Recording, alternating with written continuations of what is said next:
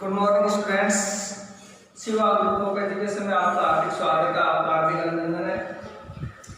Grammar में हमारा topic चल रहा है इनफॉर्मल इनविटेशन का रिप्लाई। पिछले वीडियो में हमने असर्टिंग रिप्लाई पढ़ा।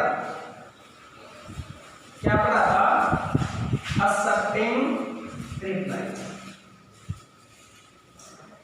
समझ में आ गया होगा आपको? देखिए, इनफॉर्मल में और फॉर्मल में आप जानते ही हो स्ट्रक्चर का फॉर्मेट का बहुत अंतर होता है। क्यों? इनफॉर्मल का फॉर्मेट क्या होता है बताया था मैंने आपको। क्या बताया था? ध्यान है ना आपको?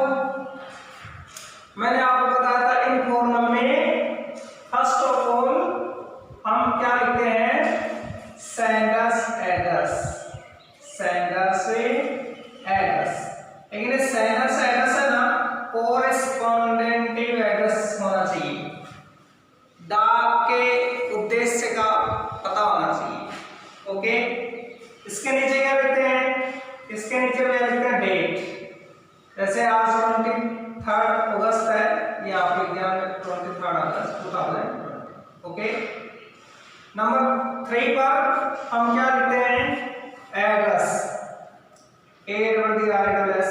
मैंने आपको पहले बताया था एड्रेस ADDRESS, एड्रेस मींस पता, और ADDRESS एड्रेस मींस संबोधन। दोनों की स्पेलिंग समान होती है लेकिन मीनिंग डिफरेंट है। संबोधन, ठीक है। संबोधन के बाद में फोर्थ स्टेज पर क्या लिखते हैं हम? मैसेज। क्या लिखते हैं? मैसेज। और मैसेज के बाद में लास्ट एंड फिफ्थ स्टेज पर हम लिखते हैं सेंडर्स नेम। Sender's name. देखो, ये जो फॉर्मेट है ना, ये लेटर से मिलता जुलता फॉर्मेट है। किससे? लेटर से मिलता जुलता फॉर्मेट है। लेकिन लेटर वाले फॉर्मेट में और इनफॉर्मल के फॉर्मेट में एक अंतर है, आप जो देख पा रहे होंगे, और वो अंतर है इसका सब्जेक्ट का। लेटर में हम सब्जेक्ट लिखते हैं, चाहे वो लेटर ऑफिशियल लेटर हो, बिजनेस लेटर हो, लेटर टू जॉब हो, या फिर कौन सा लेटर टू एडिटर, कोई सा भी लेटर हो, निश्चित रूप से हम क्या लिखते हैं? सब्जेक्ट, है ना। लेकिन इसमें सब्जेक्ट का कोई स्थान नहीं है, सब्जेक्ट नहीं लिखा जाता। ये 5 स्टेप्स फॉलो कर रहे होते हैं। सेंडर्स एड्रेस, डेट, एड्रेस में संबोधन, मैसेज और सेंडर्स नेम। असर्टिंग रिप्लाई में भी यही स्टेप्स फॉलो किए थे, और आज हम डिक्लाइनिंग रिप्लाई सीखने जा रहे हैं। रिफ्यूजल प्रोसेस को रिफ्यूजल या डिक्लाइनिंग, ये हम आज सीखने जा रहे हैं। इसमें भी आंसर का जो फॉर्मेट है ना, ये रहेगा। सबसे पहले सेंडर्स एड्रेस लिखेंगे, इसके बाद हम डेट लिखेंगे, फिर एड्रेस में संबोधन लिखेंगे, फिर मैसेज लिखेंगे, लास्ट में सेंडर्स नेम लिखेंगे। ठीक है ना? इतना लिखने के बाद में हम इसको बंद कर देंगे डिब्बे में। ये तो करना ही है, मैंने आपको बताया था। ठीक है, चलो अब हम चलते हैं डिक्लाइन का जो क्वेश्चन है आपके पेपर में एग्जाम में कैसे आता है वहां। यहाँ ये जो मैंने लिखा है पहले बताया था, आप चाहो तो उसको लिख सकते हो। रिपीट इसलिए किया है ताकि आपको अच्छी तरह से याद हो जाए। ठीक है ना? इसको मिटा रहा हूं। अब मैं आपके लिए डिक्लाइनिंग रिप्लाई का एक क्वेश्चन लेके आ रहा हूं। इनफॉर्मल इनविटेशन में डिक्लाइनिंग रिप्लाई का क्वेश्चन आपके लिए लेके आया। क्वेश्चन देखिए, suppose that you are Vikas living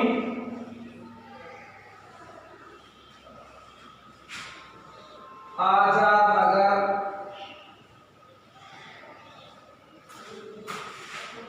Ajmer.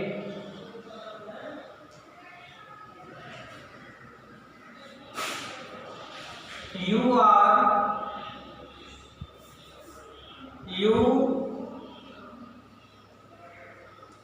received an invitation from your uncle on the auspicious occasion of his new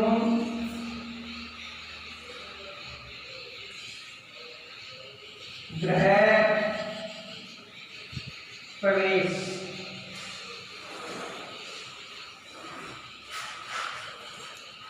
Writing an informal reply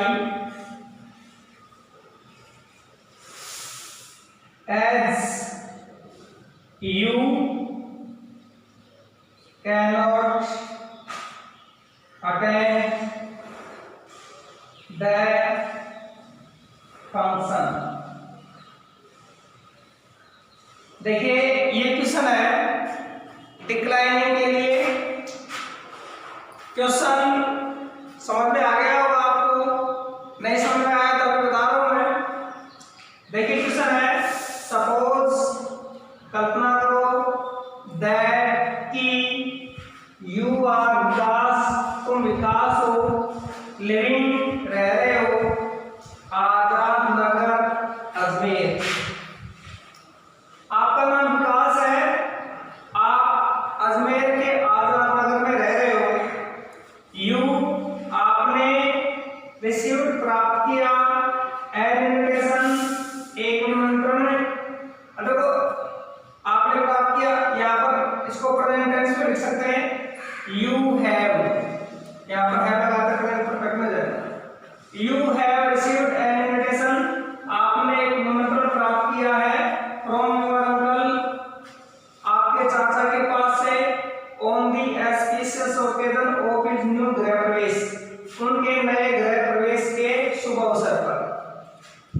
अर्थात आपके अंकल ने आपको जो इन्विटेशन दिया है उस इन्विटेशन का ओकेजन क्या है, न्यू गृह प्रवेश, ठीक है ना। न्यू गृह प्रवेश के फंक्शन के ऊपर आपको इन्विटेशन मिला है। Right an informal reply, right means लिखो, एन मींस एक, इनफॉर्मल मींस अनौपचारिक, रिप्लाई मींस जवाब, एक अनौपचारिक जवाब लिखो। एज जैसा कि यू कैन नॉट अटेंड, आप उपस्थित नहीं हो सकते, द फंक्शन उस समारोह में, जैसा कि आप उस समारोह में उपस्थित नहीं हो सकते। देखिए मैंने आपको बताया था कि आज हम रिफ्यूजल वाला रिप्लाई पढ़ रहे हैं। रिफ्यूजल का मतलब क्या होता है, मनाही। मनाही का मतलब मना करना, इनकार करना, ठीक है ना। रिफ्यूजल डिक्लाइनिंग बोलते हैं, ठीक है ना। ये तो लैंग्वेज है ना, as you can not attend the function, जैसा कि आप समारोह में उपस्थित नहीं हो सकते।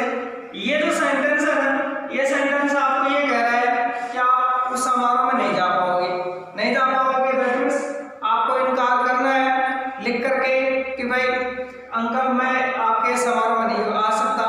आप इनकार करोगे तो आपको कोई ना कोई कारण भी बताना पड़ेगा। आपको रीजन बताओगे, आपका रीजन जो है ना उपस्थित नहीं होने का, वो रीजन बिल्कुल कैसा होना चाहिए, सुटेबल होना चाहिए, प्रॉपर होना चाहिए, प्रॉपर रीजन आपको देना पड़ेगा, ठीक है ना।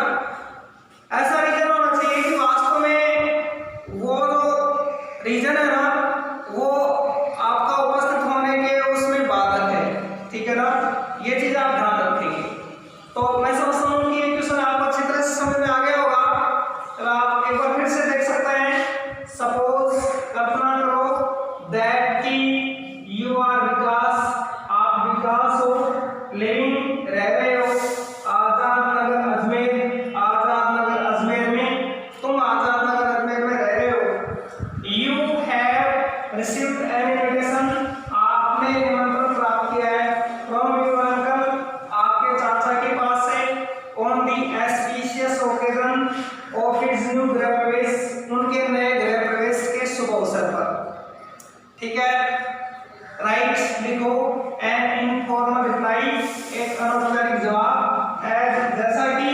यू कैन नॉट अटेंड, आप उपस्थित नहीं हो सकते द फंक्शन, उस समारोह में।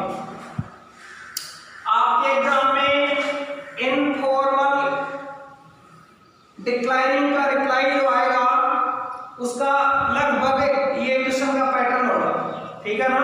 इस प्रकार से पैटर्न होगा, लास्ट में कोई ना कोई लैंग्वेज जैसे मैंने यहाँ लिखा है कि you can not attend the function, इस प्रकार से कोई ना कोई एक सेंटेंस ऐसा होगा जो नेगेटिव सेंस देगा, ठीक है ना। नेगेटिव सेंस देने वाला कोई सेंटेंस मिले तो आपको समझना है कि भाई ये डिक्लाइनिंग का है या रिफ्यूजल का है।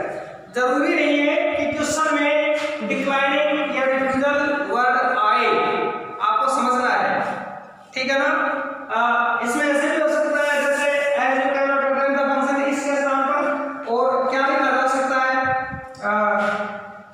As you are not able to attend, you are not able to attend the function, ये भी हो सकता है। यदि ये सेंटेंस आ रहा है तो इसका मीनिंग भी कैसा है, नेगेटिव सेंस देने वाला, ठीक है ना। ये चीज आपको समझना है। हाँ,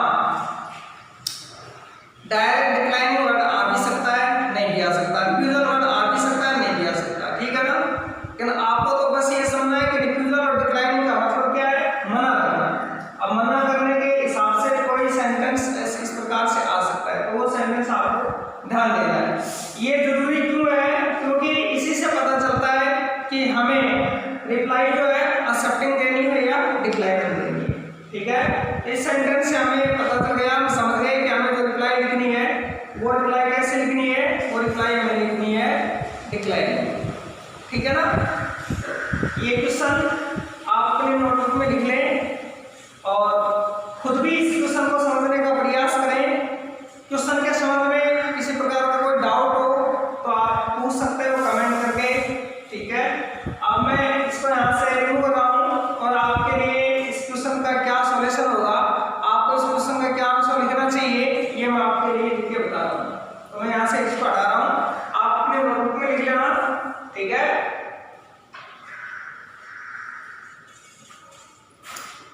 देखिए मित्रों, बात ये है, ग्रामर में जितने भी टॉपिक्स हैं उन सब टॉपिक्स को टीचर एक बार, दो बार, तीन बार जैसे एग्जाम्पल के द्वारा आपको समझाने का प्रयास करता है। आपको अच्छे अंक प्राप्त करने हैं, आपको शानदार अंक हासिल करने हैं, तो इसके लिए आपको मैक्सिमम प्रैक्टिस करना होगा। जितनी ज्यादा प्रैक्टिस विद्यार्थी करेगा उतना ही उसको सीखने को ज्यादा मिलेगा, और जितना ज्यादा सीख पाएगा उतने ही उसके अच्छे मार्क्स मिलेंगे, ठीक है। एक इंटेलिजेंट स्टूडेंट और एक मीडियम स्टूडेंट में ये अंतर होता है, क्लास में सभी स्टूडेंट्स बैठ करके पढ़ते हैं, टीचर एक ही पढ़ाने वाला होता है, लेकिन 2, 4, 5 स्टूडेंट ऐसे होते हैं जो 100 मार्क्स ले आते हैं, और 2, 4, 5 स्टूडेंट्स ऐसे होते हैं जो 50 मार्क्स भी नहीं ले पाते। तो अंतर कहाँ है, अंतर टीचिंग में नहीं है, अंतर रीडिंग में है, अंतर स्टडी में है। इंटेलिजेंट स्टूडेंट्स है वो किसी भी टॉपिक को बार बार पढ़ता है, बार बार पढ़ने से उसका कंसेप्ट क्लियर हो जाता है और वो चीजें उसको अच्छी तरह से समझ में आ जाती है।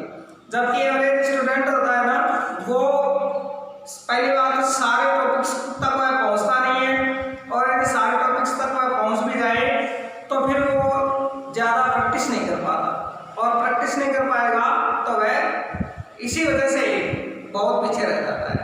तो मेरा तो आपसे यही एडवाइस है कि प्रत्येक टॉपिक का आपको ज़्यादा से ज़्यादा एक्सरसाइज करना चाहिए, ज़्यादा से ज़्यादा आपको राइटिंग करना चाहिए, लिख करके देखना चाहिए, समझने का प्रयास करना चाहिए, और टीचर क्लास में जो पढ़ाता है उसको अटेंटिवली सुनना चाहिए, ठीक है ना। चलो, इसका आंसर जो हमने क्वेश्चन लिखा है, इसका आंसर मैं लिख रहा हूँ इस प्रकार से। आपको आंसर कितना है लिख दिया, इधर आपको आंसर लिख रहा है, लिख दिया। क्वेश्चन संख्या हमें लिखनी है, हमें लिख दी। रिप्लाई कौन लिख रहा है, रिप्लाई लिख रहा है विकास, रिप्लाई कौन लिख रहा है, ये मैं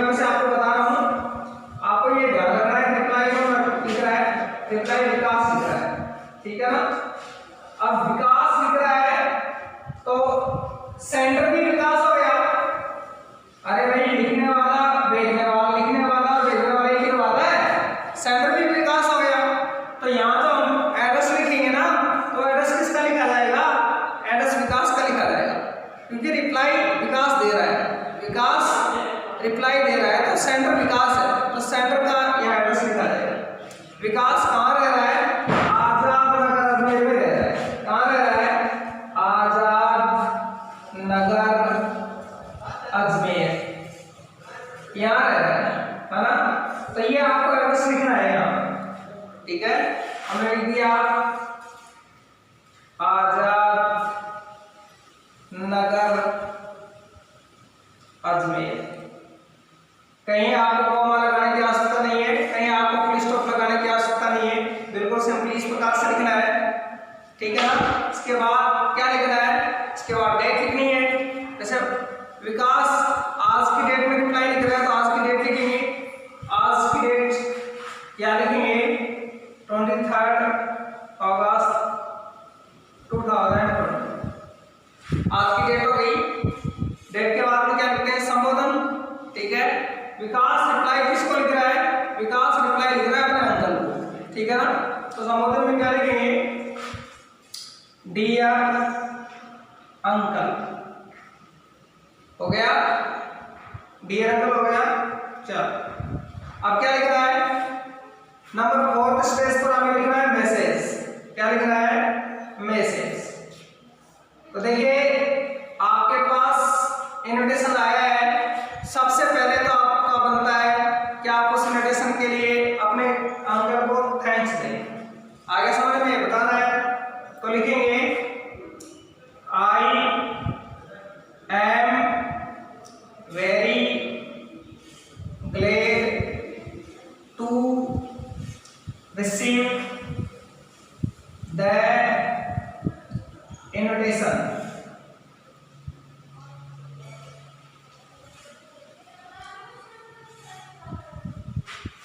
आई am very glad to receive the invitation. इस निमंत्रण को प्राप्त करके मैं बहुत खुश हूं।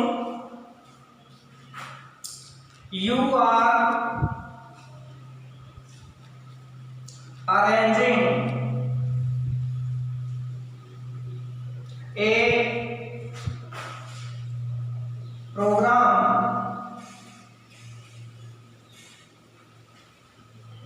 on the day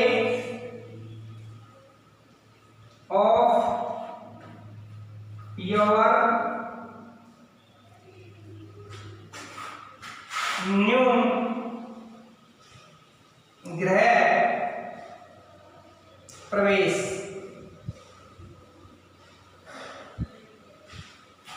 ठीक है, सेकंड सेंटेंस क्या लिखा हमने, you are arranging a program on the day of your new griha प्रवेश।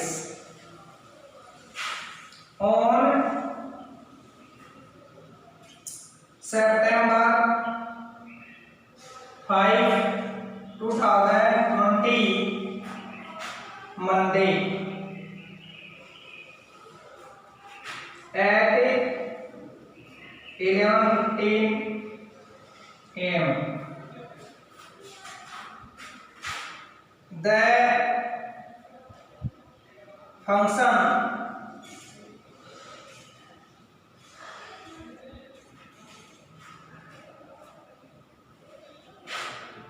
is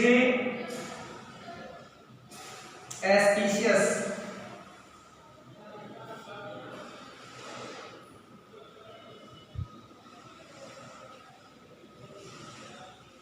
for you.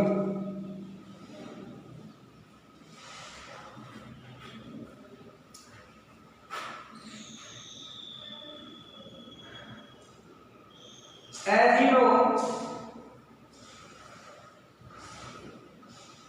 I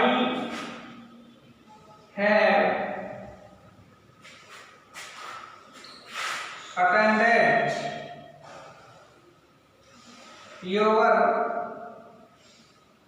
all functions.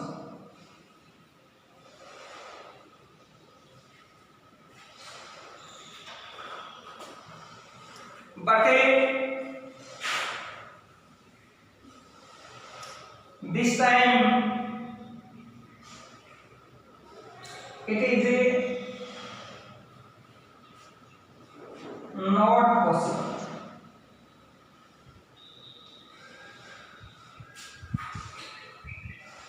Because of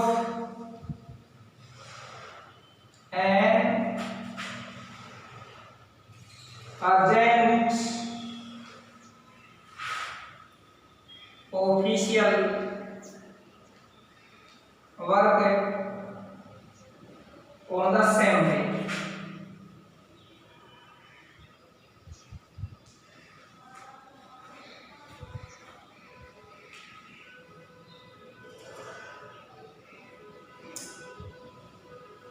Please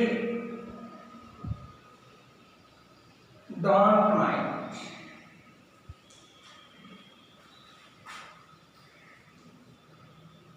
We will meet soon. देखो ये लेकर हमने लिख दी है, ठीक है ना। नेगेटिव सेंस में लिखा है, एक बार देखते हैं इसको। ये दो स्टेप्स थी, स्टेप्स हमने फॉलो कर ली। सबसे पहले सेंटर लिखते हैं, सेंटर लिख दिया। उसके बाद में डेट लिखते हैं, डेट हमने लिख दी। फिर क्या लिखते हैं, एड्रेस संबोधन हमने लिख दिया। फिर क्या लिखते हैं, मैसेज लिखते हैं। मैसेज में हम क्या लिखा, I am very glad to receive the invitation. मैं इस निमंत्रण को प्राप्त करके बहुत खुश हूं। You are arranging a program on the day of your new griha pravesh on September 5, 2020 Monday at 11:15 AM। Program के बारे में बता दिया कि आप अपने नए गृह प्रवेश के दिन एक कार्यक्रम का आयोजन कर रहे हो। 5 सितंबर 2020 सोमवार सुबह 11:15 बजे। The function is auspicious for you. ये उत्सव आपके लिए शुभ है। As you know, जैसा कि आप जानते हो, I have attended your all functions, but this time it is not possible. But this time ये जो ना, ये 100% सिंगल 100% वेरिएबल होगा। But this time I cannot attend the function because of an urgent official work on the same day। ये sentence यहाँ पर समाप्त नहीं है, ये सेंटेंस यहाँ समाप्त है, ठीक है ना। बट लेकिन इस टाइम इस बार I cannot attend the function, इस समारोह में मैं उपस्थित नहीं हो सकता। Because of an urgent official work on the same day, उसी दिन एक कार्यालय का जरूरी कार्य होने के कारण। इसलिए वीडियो में मैंने बताया था आपको कि कारण के लिए 2 वर्ड काम में लेते हैं हम। एक तो because of और दूसरा वर्ड है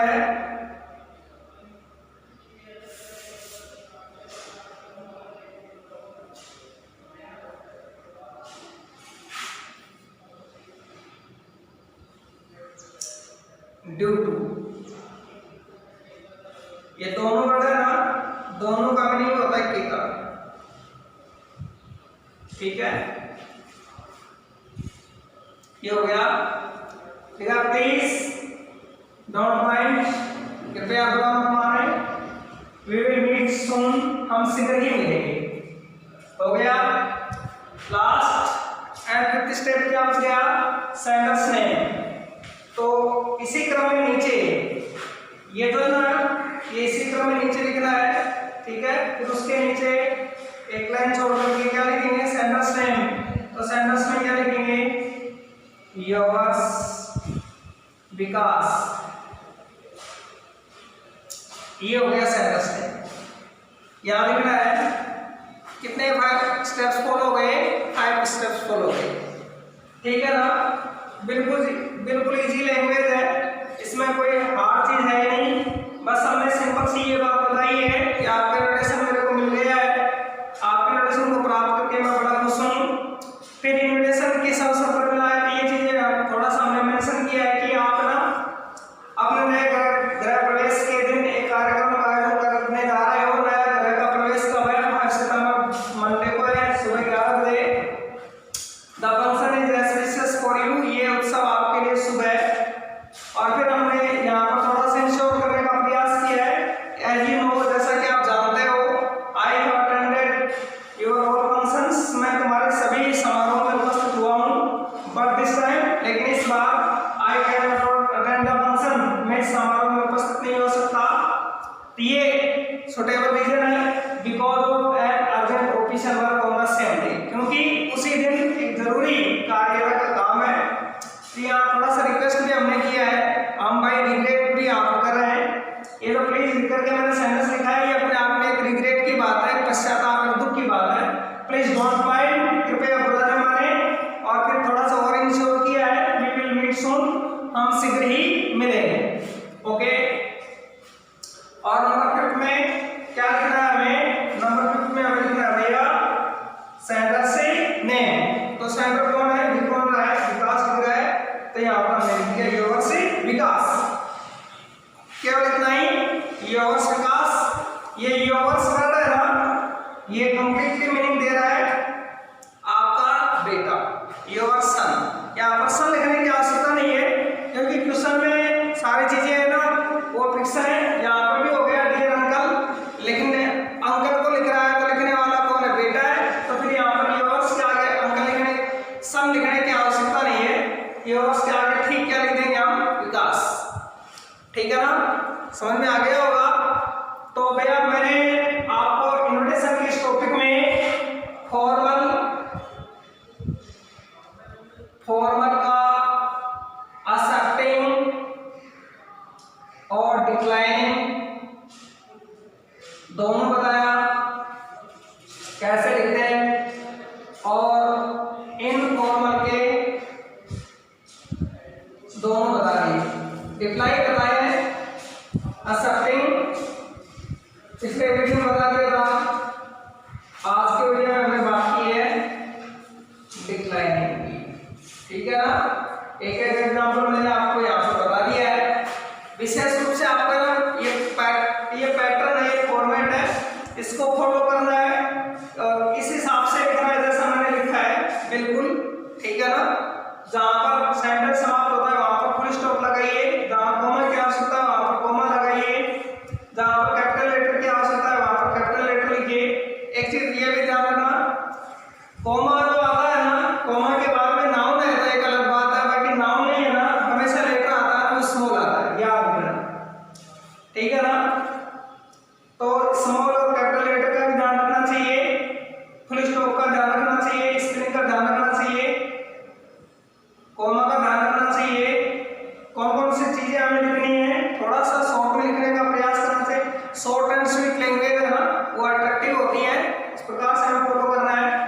और लास्ट में क्या करना है, तो मैंने आपको बताया था, जो हमने लिख दिया था रिप्लाई, उसको इस प्रकार से ब्रैकेट में बंद कर देंगे। ये तो आपको करना ही करना है। ये दीपा। तो भैया इस प्रकार से हमारा जो इन्विटेशन वाला टॉपिक था ना वो कंप्लीट हो गया। नेक्स्ट वीडियो में हम बात करेंगे किसी दूसरे टॉपिक को लेकर के। आज के लिए बस इतना ही।